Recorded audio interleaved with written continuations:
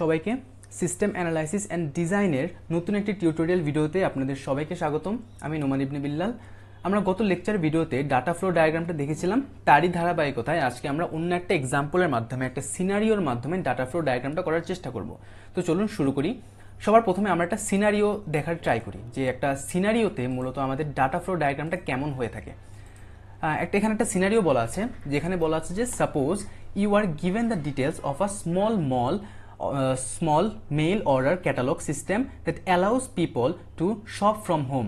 তার মানে এখানে আমাকে এমন একটা সিস্টেম করতে হবে, যা মেইল অর্ডার ক্যাটালগ সিস্টেম করতে হবে, যেখানে আমি বাসায় বসেই সেই শপের জিনিসটাকে আমি কন্ট্রোল করতে পারবো। When a customer receives the catalog and wants to buy something, they can telephone, fax or email their order to the company. তারা সেখানে এই প্রসেসগুলো করবে। The company gets the order, তারা অর্ডারটা নিবে, and sends the goods and an invoice. That means তারা সেই অর্ডারটাকে নিবে এবং সেখান থেকে একটা ইনভয়েস ক্রিয়েট করবে। When the customer receives the goods with a delivery note, they send payment and receive the receipt for their payment. Then তারা জিনিসগুলো পাওয়ার পর তারা পেমেন্ট করবে।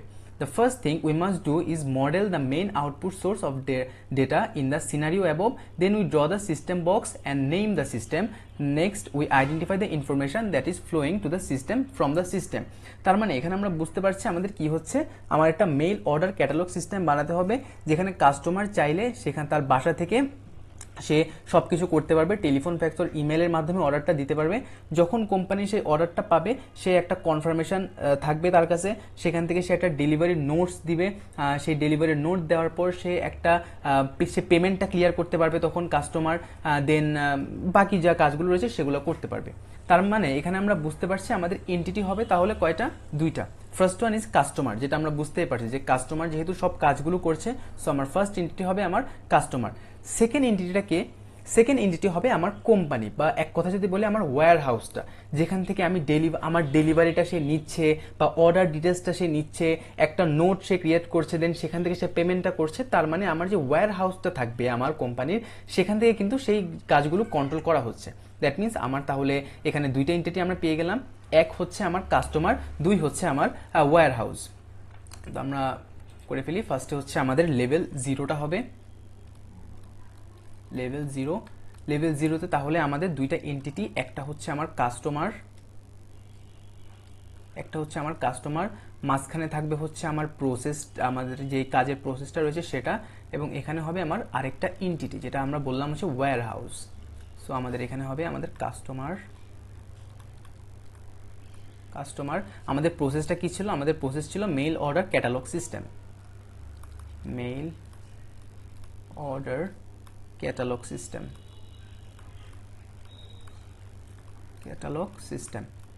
আর আমাদের সেকেন্ড এন্টিটি কে ছিল? আমরা বলছিলাম আমাদের ওয়্যার হাউস।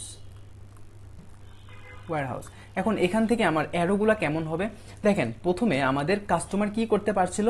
কাস্টমার কিন্তু অর্ডার দিতে পারছিল কিন্তু। সো আমার এখান থেকে কাস্টমার থেকে আমার প্রসেসের মধ্যে কি যাবে? সে অর্ডার দিচ্ছিল। সো এটা কি হবে? কি ডু অর্ডার। সবার প্রথমে ডু অর্ডারটা গেল।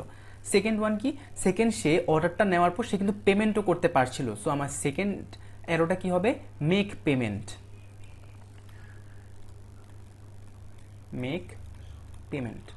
ঠিক আছে। এখন মেক পেমেন্ট করার পর সেখান থেকে সে কি পাচ্ছিল? একটা ইনভয়েস কিন্তু সে প্রসেস থেকে পাচ্ছিল। সো অ্যারোটা কোন দিকে হবে? অ্যারোটা হবে আমাদের এন্টিটির দিকে। কারণ কি? আমি সিস্টেম থেকে কিন্তু আমি কোনো কিছু পাচ্ছি, বা সিস্টেম থেকে কোনো কিছু আমি রিড করতে পারছি। তো সেক্ষেত্রে যেগুলো সিস্টেম থেকে পাবো সেখানে তাহলে সিস্টেম থেকে আমার এন্টিটির দিকে অ্যারোটা হবে। সেখান থেকে আমরা কি পাচ্ছিলাম? সবার ফার্স্টে আমরা একটা ইনভয়েস পাচ্ছি, ইনভয়েস। সেকেন্ড কিন্তু আমরা একটা পেমেন্ট করার পর আমরা পেমেন্ট রিসিপ্টও কিন্তু পাচ্ছিলাম। সো এখানে আরেকটা হবে, এখানে অ্যারো, এখানে আমরা কি পাচ্ছিলাম? Payment receipt, RECEIPT, payment receipt. থার্ডে আমরা কি পাচ্ছিলাম? আমরা পাচ্ছিলাম একটা ডেলিভারি নোট, যে যখন ডেলিভারিটা দেওয়া হয়ে গেছিল তখন আমরা একটা গুডস উইথ ডেলিভারি নোট পাচ্ছিলাম। সো এখানে আরেকটা আমরা জিনিস পাচ্ছি। সো এক্ষেত্রে তাহলে কি হবে? Goods with delivery note, goods with delivery note. এই কয়েকটা জিনিস হচ্ছে আমরা প্রথম এন্টিটি থেকে পেলাম। কি? আমরা অর্ডার করতে পারছিলাম, সো এখানে অ্যারো গেল। আমরা পেমেন্ট করতে পারছিলাম, তো অ্যারোটা এদিকে গেল।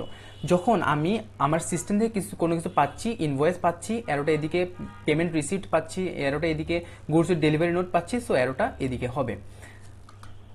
আমরা আমাদের সেকেন্ড এন্টিটি ওয়্যার হাউসেরটা চিন্তা করি, তাহলে ওয়্যার হাউস থেকে আমরা সবার প্রথমে কি পাচ্ছি, এই যে একজন কাস্টমার অর্ডার দিল সেই অর্ডারের যে ডিটেলসটা রয়েছে সেই ডিটেলসটা কিন্তু আমরা সিস্টেম থেকে ওয়্যার হাউস পাচ্ছে।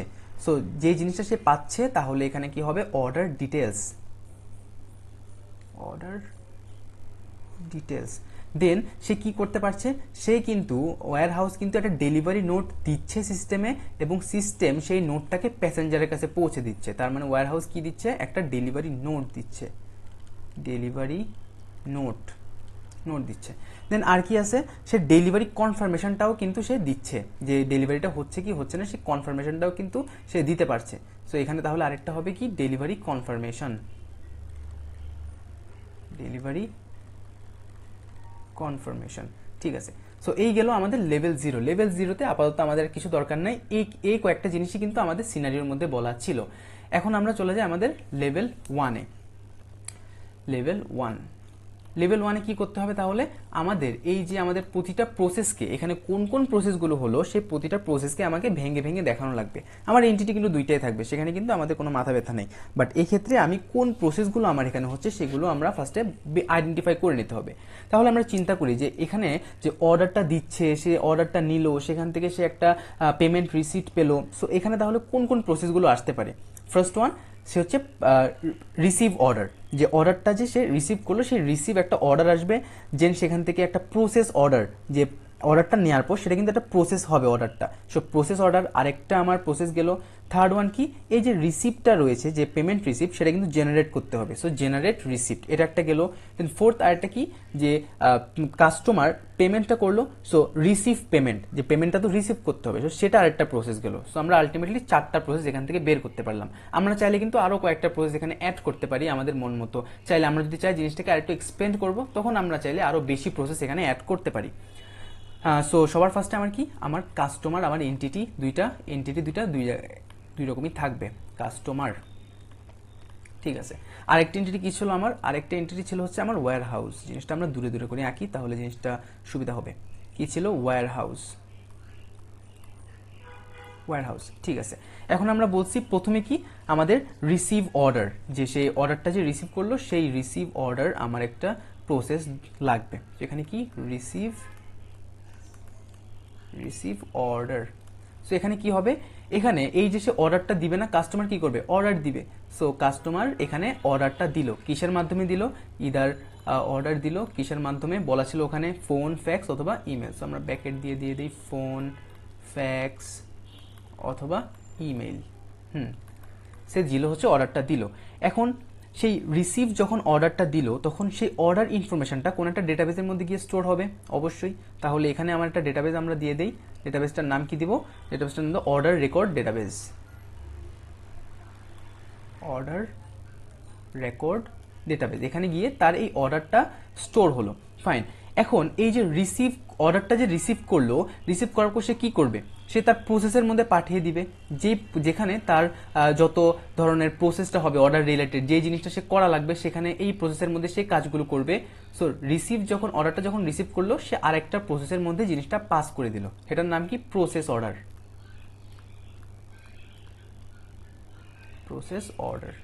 ঠিক আছে। এখন এখান থেকে কিন্তু প্রসেস অর্ডারটা থেকে কিন্তু একটা কাস্টমার একটা ইনভয়েস পাবে। কোশ্চেনের মধ্যে কিন্তু বলা ছিল যে যখন সে অর্ডারটাকে কনফার্ম করবে তখন সেখান থেকে কিন্তু সে একটা ইনভয়েস পাবে। সো এখান থেকে কাস্টমার কি পাবে, একটা ইনভয়েস পাবে, ইনভয়েস পেলো। পাওয়ার পর এখন আমাদের একটা করতে হবে, কি বলে, রিসিপ্ট, যে যখন সে পেমেন্টটা করবে। আচ্ছা, এখানে আগে পেমেন্টটা দিয়ে দিই, যে কাস্টমার তো পেমেন্টটা করবে। সো আমি এখানে দিয়েছি রিসিভ পেমেন্ট, ঠিক আছে। পেমেন্টটা কে করবে, পেমেন্টটা করবে হচ্ছে কাস্টমার। সো কাস্টমার থেকে আমার এখানে অ্যারোটা হবে কি, এখানে পেমেন্ট, ফাইন, পেমেন্ট। এখন পেমেন্ট করার পর সেই পেমেন্টের ইনফরমেশনটাও তো কিন্তু কোথাও গিয়ে রিসিভ হবে অবশ্যই। তাহলে এই হবে আমার পেমেন্ট রিসিভের আমাদের ডেটাটা, পেমেন্ট রেকর্ড ডেটাবেস। এখানে কি হবে, এখানে যে পেমেন্ট করলো সেই পেমেন্ট ইনফরমেশনটা গিয়ে স্টোর হলো এবং আমরা চাইলে সেখান থেকে সেই ইনফরমেশনটা দেখতে পারবো যে কখন পেমেন্টটা স্টোর হয়েছে, কখন পেমেন্টটা দেওয়া হয়েছে। সো এখানে আমরা দেবো যে পেমেন্ট ইনফো, আর এখানে আমরা দিতে পারি পেমেন্ট রিড। কিন্তু আমাদের অনেকখানি কাজ হয়ে গেছে। এখন আমাদের কি বলা ছিল সিনারিওতে, যখন সে পেমেন্টটা দিবে তখন সেখান থেকে কিন্তু কাস্টমার একটা পেমেন্ট রিসিপ্ট কিন্তু সে পাবে। সো তাহলে এখান থেকে আমার আরেকটা প্রসেস হবে যেটার নাম হবে যে জেনারেট রিসিপ্ট। যে সে পেমেন্টটা কমপ্লিট করে এটার জন্য সে একটা রিসিপ্ট পেলো, RECEIPT রিসিপ্ট। এখন এই রিসিপ্টটা কে পাবে? রিসিপ্টটা পাবে হচ্ছে কাস্টমার। সো এখান থেকে নিয়ে কাস্টমার এখান থেকে সে একটা রিসিপ্ট পেলো। তো তার মানে এখানে হচ্ছে পেমেন্ট রিসিপ্ট, আমরা বলতে পারি পেমেন্ট রিসিপ্ট। ফাইন। এখন এই পেমেন্ট রিসিপ্টটা কখন জেনারেট হবে? যখন কাস্টমার তার পেমেন্টটাকে কমপ্লিট করবে তখনই তো পেমেন্ট রিসিপ্টটা আসবে। সো যখন আমার এই যে রিসিভ পেমেন্ট থেকেই আমার পেমেন্ট রিসিপ্টটা জেনারেট হবে। সো অ্যারোটা এখান থেকে এদিকে আসবে। এটার নাম কি হবে? পেমেন্ট কনফার্মেশন, যে না সে পেমেন্টটা কমপ্লিট করলো। Payment confirmation. এখন আমরা এই যে প্রসেস অর্ডারটা দিয়ে রেখেছিলাম না, এই প্রসেস অর্ডারটা আলটিমেটলি কে করবে? আমাদের ওয়্যার হাউসই তো করবে, তাই না? যে সে প্রসেস অর্ডারটা কাস্টমার থেকে নিল, নেওয়ার পর বাকি কাজটা কার? ওয়্যার হাউসের। সো ওয়্যার হাউস থেকে একটা দাগ যাবে, সেটা যাবে হচ্ছে আমাদের প্রসেস অর্ডারে। সেখান থেকে শিপিং রিকোয়েস্টটা সে করবে এবং ডেলিভারি নোটও সে জেনারেট করবে। সো এখান থেকে আরেকটা যাবে, এখান থেকে যাবে গিয়ে এই যে এখানে মিলবে। সো এখান থেকে আমরা প্রথম কাজ কি করবে? প্রথম কাজ হচ্ছে সে একটা ডেলিভারি নোট দিবে, কাস্টমারকে ডেলিভারি নোট দিবে। এবং সেকেন্ড হচ্ছে সে শিপিং যেই রিকোয়েস্টটা রয়েছে সেই কাজটা করবে। শিপিং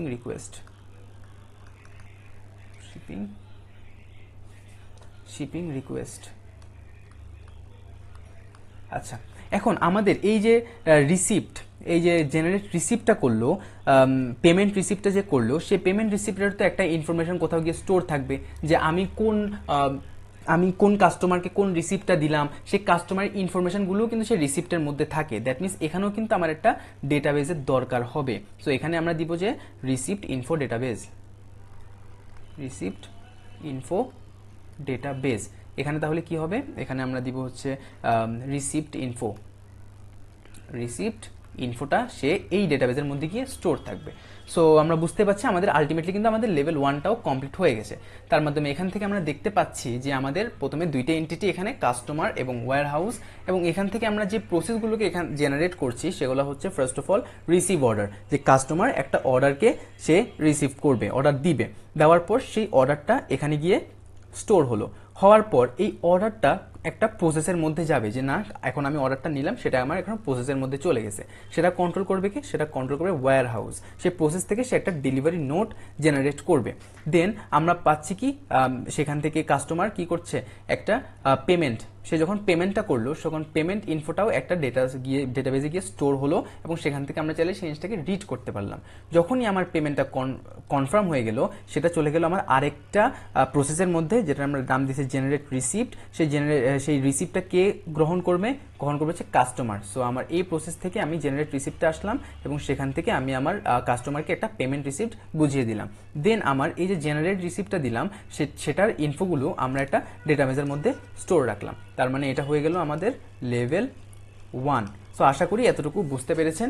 এভাবেই আমাদের ডিএফডিগুলোকে জেনারেট করতে হয়। প্রথমে আমরা জাস্ট আমাদের দুইটা এন্টিটিকে বের করব, আমার প্রসেসটা দেখব, সেখানে কোন কাজগুলোকে করব সেই কাজগুলোকে এখানে আমরা আইডেন্টিফাই করব, এখানে আমরা কাজগুলোকে আইডেন্টিফাই করব এবং এই কাজগুলোকে পরবর্তীতে প্রসেসের মাধ্যমে ভেঙে জিনিসটাকে আমরা এলাবোরেট করব, যে কোন প্রসেস থেকে আমার কোন প্রসেসে যাচ্ছে, সেগুলো আমার কোন এন্টিটি থেকে প্রসেসের মধ্যে যাচ্ছে, কোন প্রসেসটা আমার ডেটাবেজের মধ্যে স্টোর থাকছে। এই সব ইনফরমেশনগুলো আমাকে লেভেল 1 এর মধ্যে দেয়া লাগবে। আশা করি এতটুকু বুঝতে পেরেছেন। পরবর্তী ভিডিওতে আমরা নতুন আরো কিছু জিনিস জানার চেষ্টা করব। আজকে এ পর্যন্তই। সবাই ভালো থাকবেন, সুস্থ থাকবেন। ভিডিওটি ভালো লাগলে লাইক করবেন, শেয়ার করবেন এবং সাবস্ক্রাইব করতে ভুলবেন না। ধন্যবাদ সবাইকে।